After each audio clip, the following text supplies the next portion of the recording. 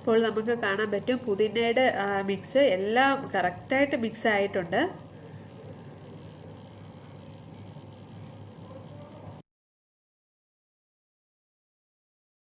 ഇപ്പോൾ ഞാൻ ഇതിൽ പൊടികളൊന്നും ചേർത്തിട്ടില്ല, മസാലപ്പൊടി ഒന്നും ചേർത്തിട്ടില്ല. ഒരു ലൈറ്റ് മഞ്ഞ കളർ വേണമെങ്കിൽ സവാള വഴറ്റുമ്പോൾ ഒരു നുള്ള മഞ്ഞൾപ്പൊടി ചേർത്താൽ മതി, കുറച്ചുകൂടെ ഒരു കളർഫുള്ളായിട്ട് നമുക്ക് കിട്ടും.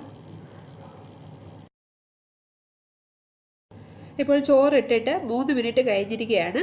ഇനി നമുക്ക് ഫ്ലെയിം ഓഫ് ചെയ്യാം. ഉപ്പൊക്കെ പാകത്തിനാണ്. ഇപ്പോൾ നമ്മളുടെ ടേസ്റ്റി നല്ല ഹെൽത്തിയുമായിട്ടുള്ള പുതിന റൈസ് റെഡിയാണ്.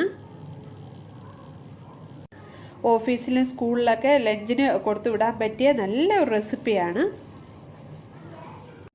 ഇതിന് വേറെ കറികളുടെ ഒരു ആവശ്യവും ഇല്ല. ഒരു വട്ടം എല്ലാവരും ഇതൊന്ന് ഉണ്ടാക്കി നോക്കണം. കുട്ടികൾക്കൊക്കെ നല്ല ഹെൽത്തി